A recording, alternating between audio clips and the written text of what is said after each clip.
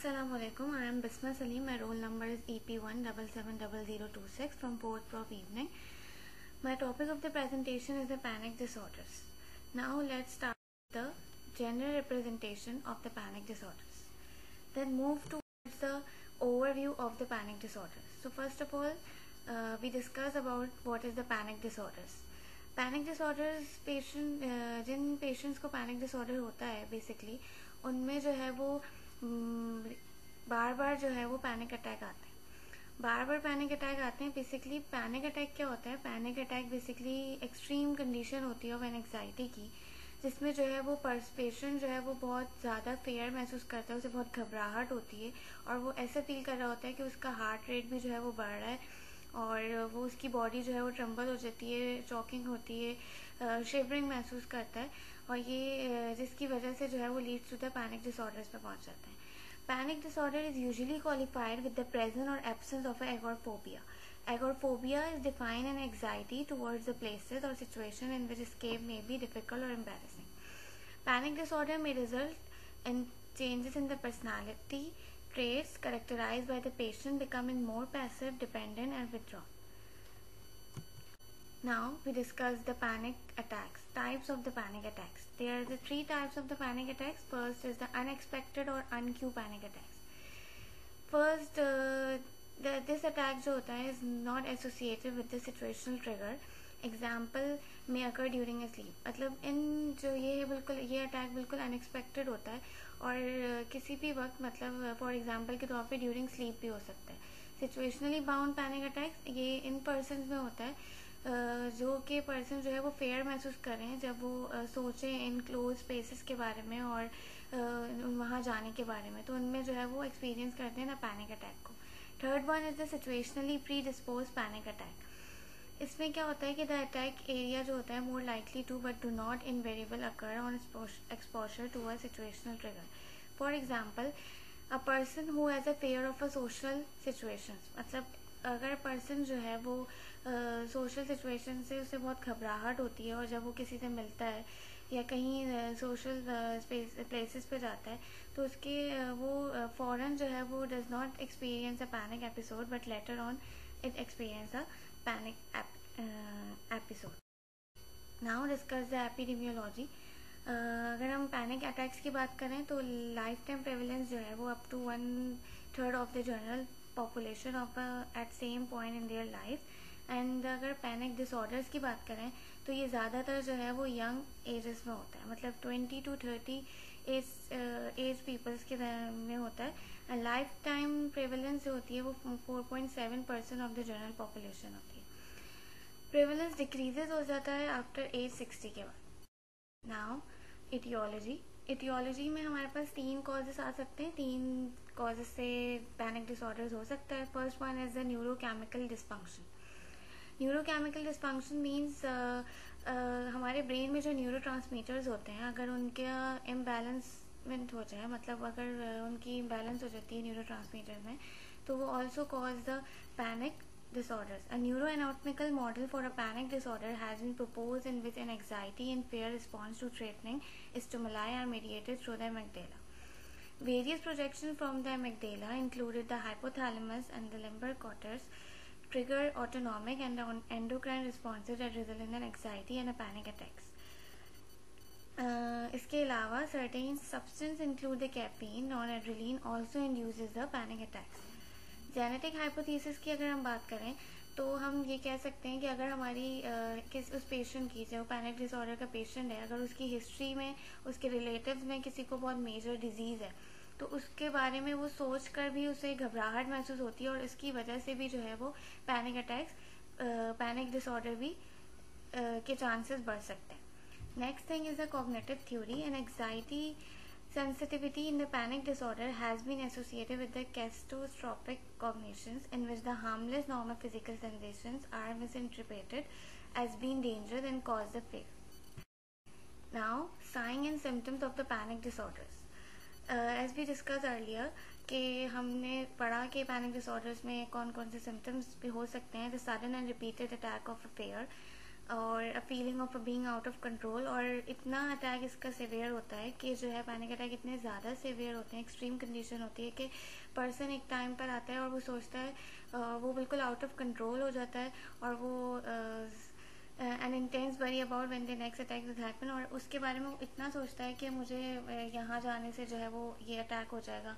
और वो नॉर्मली जो हमारी डेली रूटीन में चीज़ें होती हैं, डेली रूटीन में जो चीज़ें होती हैं उसे जो है वो स्किप करने लग जाता है, अवॉइड करने लग जाता है। फिजिकल सिम्टम्स क्या हो सकते हैं during an attack are sweating, पसीना बहुत आ सकता है, वो बहुत परेशान होता है, घबराहट बहुत ज़्यादा होती है, racing of heart, breathing problems हो सकती है, वीकनेस, डिजीनेस, फीलिंग हॉट और कोल्ड चिल, tingling और numb, एंड चेस्ट और stomach pain. Now the diagnostic criteria of a panic disorder, कैसे हम जो है वो डायग्नोज कर सकते हैं पैनिक डिसऑर्डर्स को।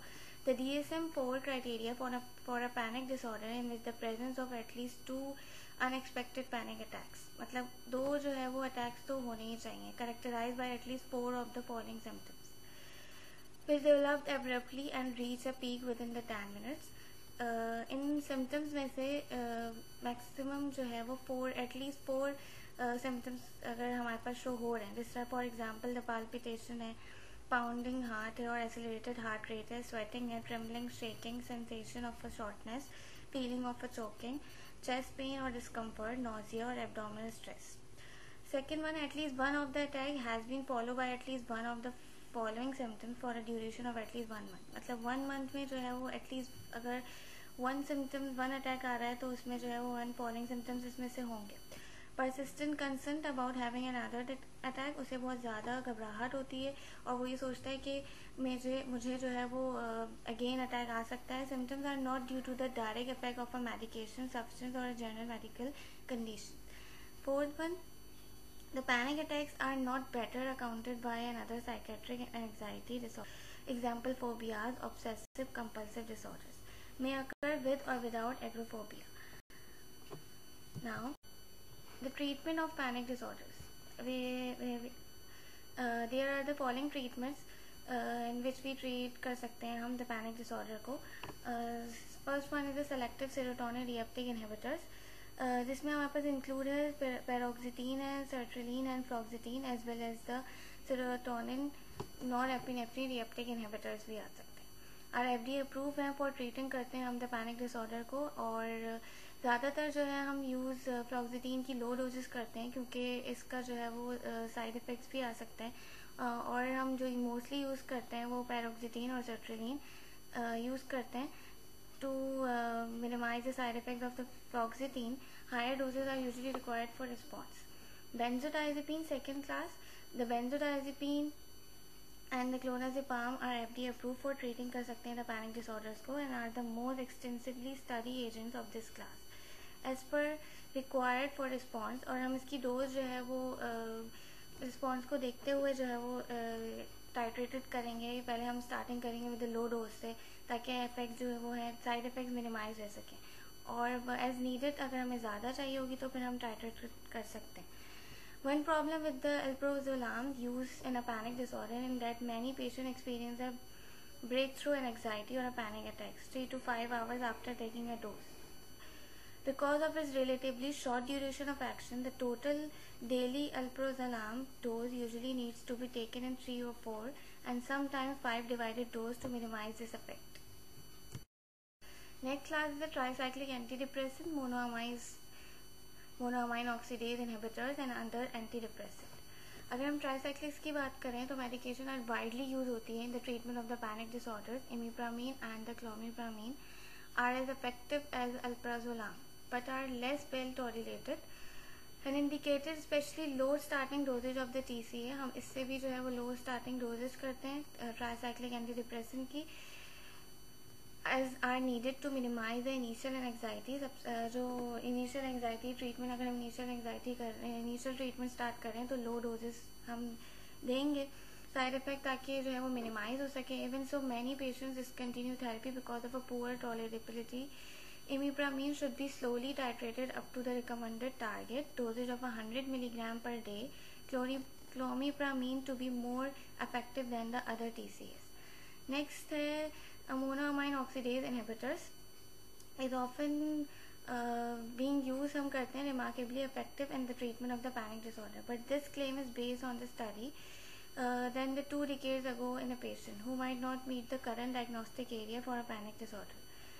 रिसेंटली जो है वो मोनोमाइज ऑक्सीडेज जो है वो अवेलेबल नहीं है, लेकिन जो है हमारे पास इसको हम because of the many clinical disadvantage हैं, इसलिए हम ज़्यादा इसे यूज़ नहीं करते हैं.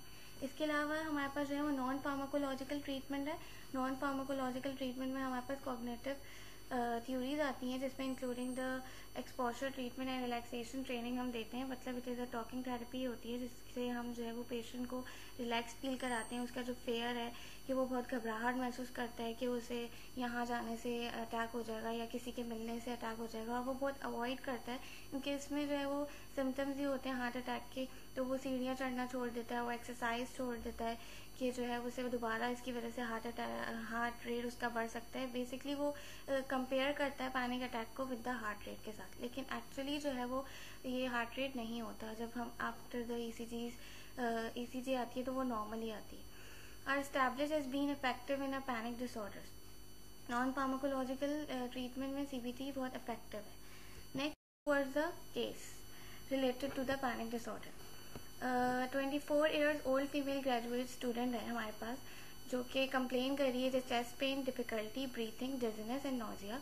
और वो अपनी फीलिंग बयान कर रही है कि जो है वो शी स्टेटेड है she has been under extreme stress, और वो बहुत लास्ट डेज से जो है वो बहुत एक्सट्रीम स्ट्रेस में है अपने एग्ज़ाम्स की वजह से, और उसने बहुत मेहनत की है, working too much and constantly fighting, और वो अपने रूममेट से भी फाइट कर रही है. She fears that she had a heart attack, और उसे इतना खौफ है कि उसे हार्ट अटैक है या स्ट्रोक है brought on by her stressful life की वजह से. एंड शी रिसेंटली विजिटेड हर, और जब उसने अपनी जो है वो फैमिली फिजिशियन को विजिट किया तो उसे बता रही है for the same symptoms. However a complete physical examination के बाद और लेबॉर्ट्री टेस्ट के बाद no abnormalities and she was advise, और उसे एडवाइस की गई है कि वो जो है वो रिलैक्स फील करे. And she also stated that her first attack जो हुआ था वो नॉर्मल एक्टिविटीज़ में हुआ था. उसे वो लाइब्रेरी में थी, उसने एक्सपीरियंस किया था कि उसे फर्स्ट पैनिक अटैक हुआ है. एंड देन हर सिम्टम्स जो होते हैं हैव बिकम मोर सेवियर. उसके बाद से जो है उसमें खौफ पैदा हो गया है. वो ये बता रही है कि जो है वो become more severe and frequent बढ़ गए उसके symptoms. She has started skipping, और उसके बाद से उसने जो है वो अपनी क्लासेस भी स्किप कर दी हैं फॉर फेयर की वजह से. एंड शी डिनाइज कर रही है वो कि एनी ड्रग और अल्कोहल यूज़ भी वो नहीं करती है. But state that she has, लेकिन उसने ये बताया है कि जो है वो हॉस्पिटलाइज हुई है डिप्रेशन की वजह से पास्ट ईयर में 2 years में. एंड और जब उसकी ECG कराई है, ECG perform and found to be normal आई है. The physician diagnose panic disorder, और फिजिशियन ने क्या डायग्नोज किया कि उसे पैनिक डिसऑर्डर है. इन सब सिम्टम्स को देखते हुए, उसकी स्टेटमेंट सुनते हुए, एंड व्हाट आर द तो so let's we discuss the treatment therapy. Interpretation, first we discuss the interpretation. Exhibit the subject जो है वो मैं एग्जिबिट कर रहा है the many typical characteristics of a panic disorders. As illustrated in this case, the first panic attack जो हुआ है typically occurs without a warning while the person is involved in a normal everyday activity and lasts 10 to 30 minutes. Panic attacks are extremely terrifying and usually leave the sufferer feeling anxious and convinced that something is medically wrong. और जो है उसने many characteristics उसके panic disorders के उसने feel आ गए. And panic disorder is often not recognise. Starting condition में जो है वो प्राइमरीली तौर पर रिकॉग्नाइज नहीं हुआ है. No medical cause for the symptoms can be identify. Next जो है उसने उसका एक्सपीरियंस हमने देखा है कि द फॉलोइंग टारगेट सिम्टम्स, और जब फिजिशियन ने देखा है कि वो एक्सपीरियंस करी the following target symptoms of the panic disorder: chest pain, shortness of breath, dizziness, abdominal pain, abdominal distress, and the depersonalization, and mild agoraphobia is present. And she has stated limiting class attendance because of her panic attack, और उसने अपनी skip कर दी हैं classes क्योंकि उसे बहुत fear है. Other factor consistent with the diagnosis disorder include her young age, और वो इसके साथ ही जो है वो बहुत young age के, हमने जैसे एज भी डिस्कस अर्लियर कि जो है वो पैनिक डिसऑर्डर की जो प्रेवलेंस होती है वो ज़्यादातर ऑनसेट जो होता है वो वहाँ पर यंग एज में होता है. तो फीमेल जेंडर है, and lack of abnormal physical finding and absence of a possible precipitating substance. और this cause also this case जो है वो ऑल्सो इलस्ट्रेट कर रहा है कि association between the onset of a panic disorder and stressful life events is common association with the depression के साथ। डिप्रेशन भी है, उसे डिप्रेशन जो है वो लास्ट ईयर्स में था, उसको हॉस्पिटलाइज किया था, and the frequent lack of a recognition of a panic disorder in primary care setting. Subject report that her panic attacks जो है वो अनएक्सपेक्टेडली हुए, जो हमने पैनिक अटैक्स की as we discussed in the types of the panic attacks, and situationally bound or predisposed attacks are not evident, therefore the features are consistent with the panic disorder। इसीलिए हम जो है वो इसको इन symptoms से पता चल रहा है कि who have a panic disorder। Now the treatment selection for a panic disorder, as we discussed earlier, the treatment for the panic disorders, the selective serotonin reuptake inhibitors with the combination therapy हम दे रहे हैं benzodiazepine के साथ, is refer to और उसको जो है वो सब्जेक्ट को साइकेट्रिस्ट रेफर किया गया एंड टू डिसाइड, और उसने जो है डिसाइड करी द इनिशियल ट्रीटमेंट स्टार्ट करी विद फ्लॉक्सिटीन के साथ 20 मिलीग्राम। लेकिन 3 days लेटर उसके बाद जो है वो सब्जेक्ट जो है वो कॉल्स कर रहा है द डॉक्टर कंप्लेन को कि जो है उसे उसकी एंग्जाइटी और पैनिक अटैक जो है वो और इंक्रीज हो गए since he started taking the fluoxetine. The psychiatrist prescribe alprazolam 0.5 milligram tablet उसने प्रिस्क्राइब करी है साइकेट्रिस्ट ने, instruct the subject to take 1 tablet as needed for the anxiety. So combined therapy हमने स्टार्ट की है इसकी serotonin reuptake inhibitors with the benzodiazepine की would have been a preferred initial treatment schedulated benzodiazepine dosing is preferred over as needed, dosing schedule जो है during the initial therapy so that the panic attacks are prevented। Initial therapy हमने इसकी start की है, panic attacks prevent हो गए because the panic attacks generally जो है लास्ट 30 मिनट्स तक रहते हैं। They have usually pass by the time on as needed benzodiazepine dose can take effect. In choosing them among the RIS for the panic disorder हमने फ्लॉक्सिटीन में भी more likely be to be फ्लॉक्सिटीन जो है हम उसकी जो है वो लो डोजेस से ट्रीटमेंट जो है वो हम इसका स्टार्ट करते हैं क्योंकि जो है वो ताकि उसके जो साइड इफ़ेक्ट्स हैं वो मिनिमाइज हो सकें, क्योंकि ये सम पेशेंट में जो है वो एंग्जाइटी प्रोवोक करती है and there is a less published evidence to support its use, तो इसलिए instead of this we use sertraline and paroxetine। if the floxetine is used, अगर हम फ्लॉक्सिटीन यूज़ कर भी रहे हैं तो जो है वो वेरी लो डोजेस में करेंगे। in this case the prescribed 20 milligram per day starting dose was much too high, also schedulated versus as needed the benzodiazepine dosing would have been preferred। After 2 to 4 weeks के बाद हमने benzodiazepine को जो है वो gradually discontinue कर दिया while the serotonin selective serotonin reuptake in therapy जो है वो कंटिन्यू है एंड ग्रेजुअली टाइट्रेटेड, और उसके साथ ही पहले हमने इनिशियल डोज स्टार्ट की थी, उसके साथ ही अगर रिस्पॉन्स को देखते हुए हमने उसे टाइट्रेट कर दिया to the target effective dose and the potential for a drug interaction must also be keeped in a mind. और हमने ये भी बात ध्यान में रखनी है कि हमने बेंजोडाइजेपिन जो है वो सेलेक्टिव सेरोटोनिन रीअपटेक इनहिबिटर्स जो है वो इंटरेक्शन कॉज करती है बेंजोडाइजेपिन के साथ को, तो so because a certain can inhibit करती है बेंजोडाइजेपिन मेटाबॉलिज्म को leading to the increase benzodiazepine side effect जो है वो इस वजह से इंक्रीज हो सकते हैं। तो हमने इस बात को भी अपने माइंड में रखना है कि बेंजोडाइजेपिन अगर हम कॉम्बिनेशन थेरेपी दे रहे हैं तो we discuss the clinical assessment and the goal of therapy. Subject refuses to continue और वो फ्लॉक्सिटीन पे कंटिन्यू है, so the paroxetine is prescribe instead of this after 1 week of a paroxetine therapy at the initial dose of 10 milligram per day. Subject जो है वो tolerating कर रहा है medication well. The plan is to gradually increase the paroxetine, और फिर जो है हमने उसकी इनिशियल डोज से जो है लो डोज थी टाइट्रेटेड कर दी 40 milligram per day over the next several weeks तक, and she also taking the alprazolam 0.5 milligram BID to TID। So treatment goals हमारे पास सबसे पहले यही है इन दिस केस में कि पैनिक अटैक्स में देन टू रिड्यूस हम करेंगे the anxiety follow by the reversal और phobic avoidance. These outcome should enable her to attend the class regularly. और इसका हम आउटकम ऐसे देखेंगे कि इसका इफेक्ट पड़ रहा है कि वो अपनी क्लासेस जो है वो रेगुलरली ले रही है, स्किप तो नहीं कर रही. Secondly improve her overall functioning and quality of a life. And then we come towards the course and duration of action. After 3 months of the paroxetine therapy, that she had no panic attack. उसके बाद उसे panic attack आना बंद हो गए in the past month, and that functioning has improved dramatically. और उसकी functioning भी जो है वो improve हो गई, and she is currently जो है वो taking ले रही है 40 milligram per day of a paroxetine to 20 milligram tablet, and gradually stopped taking the alprazolam 3 to 4 weeks ago. She reveals that she is going to class making a good grades, और वो class में भी जाना उसने regularly start कर लिया. उसके grades भी उसके बहुत अच्छे आ रहे हैं. Getting along with her roommate के साथ रह रही है वो, and experiencing no significant side effects from paroxetine. Paroxetine की जो कंटिन्यू थेरेपी है उससे उसको कोई साइड इफेक्ट्स भी नहीं आ रहे, लेकिन जो है वो कंप्लेन करिए कि ये बहुत एक्सपेंसिव है. तो हम जो थेरेपी देंगे वो पैरोक्सिटीन थेरेपी की should be continue at the current doses 3 to 6 more months start रहेगी.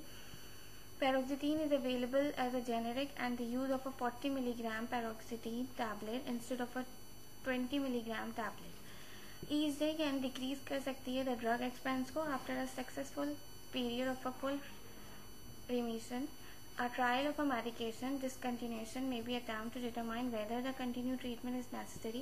और फिर हम ये भी देख सकते हैं कि थोड़े टाइम बाद हम उसको अगर डिसकंटिन्यू करते हैं और फिर हम उसका आउटकम चेक करेंगे कि वेदर द कंटिन्यू आगे ट्रीटमेंट जो है वो कंटिन्यू रखना नेसेसरी है या नहीं. So this the overall overview of the panic disorders and their treatment. Thank you.